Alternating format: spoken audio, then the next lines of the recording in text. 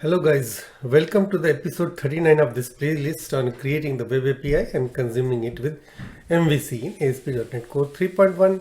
I shall walk you through the creation of the order controller index view. Okay, so these episodes and the code base are built in continuation from the previous ones, so I request you to go through them before coming to this one. And I promise to give you promotional link to my premium courses on Udemy if you put your constructive and positive comments on these videos. I also request you to subscribe to the channel and share it.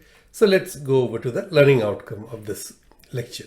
So by the end of this lecture, we shall know how to scaffold a view from the action method and customize the view and run the application to show the order list for customer, because we will be having both the index action method as well as the view for the index.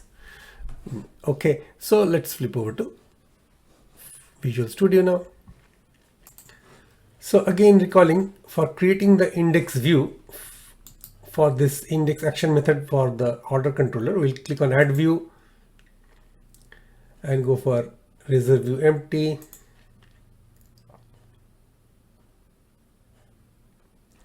Click on add with the index.cshtml and then just get rid of the template code and then paste our own code for the index view of the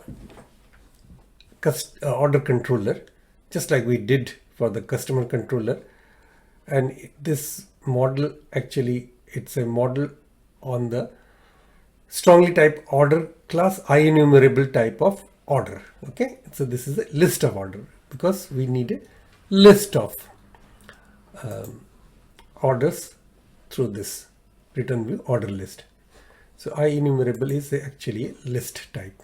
Okay, now again, this is the same explanation holds good over here.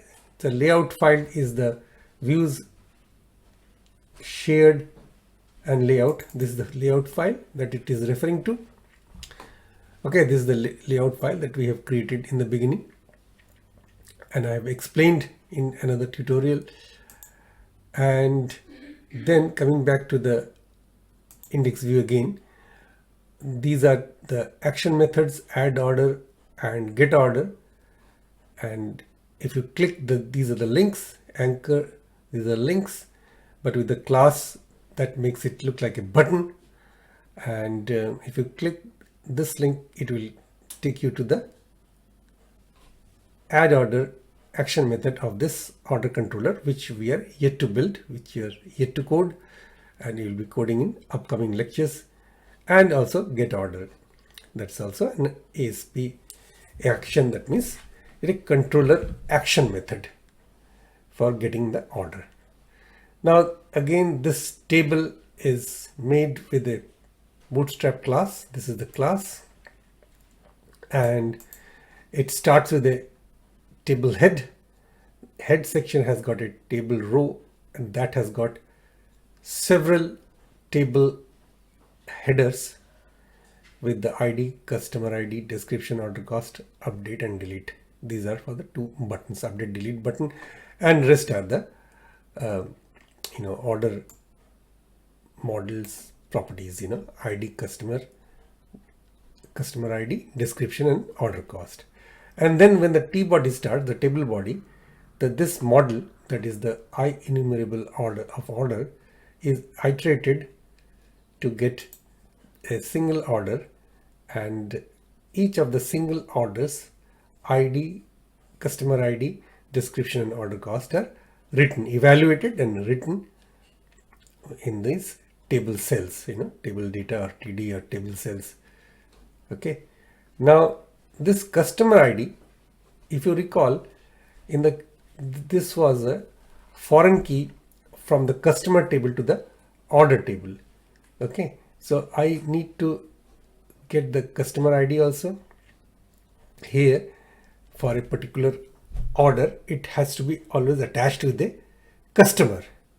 A customer can have one or more orders, but he may or may not have any orders at all. But an order cannot exist without a customer. And in this table cell, The action method is update order with an update route of order.id. Okay, so the ID or the primary key of the order table with an image which is whose source is at this icon edit.png.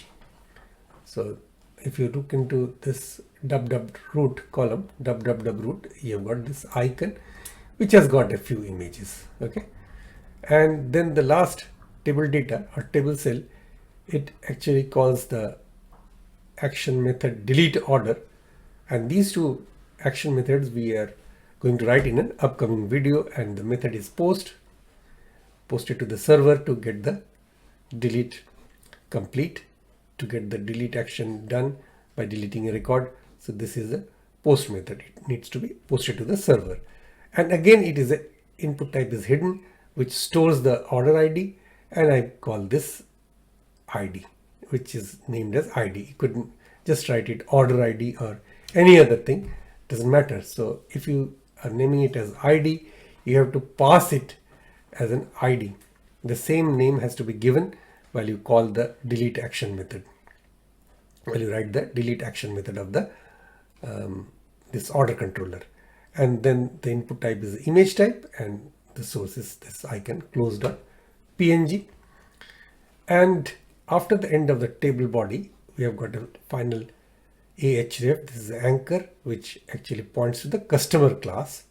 So if you click on this, go to customer page link, which looks again like a button with the bootstrap class, this btn sm btn primary, it actually takes you from the order page to the customer page, and that's it. So we are now in a position to show the order table, with the list of orders, because I have fulfilled the necessary conditions of having that index action method for the order controller, followed by the index view of this corresponding to the index action method. So clicking on the start button, so you can see that both the applications have started almost simultaneously. So with the API running, I click here and go to the order page. I have no order. So if I had some order corresponding to a customer, it would have shown over here. I can add order, but that page is not functional. So it will be made functional in the upcoming lecture.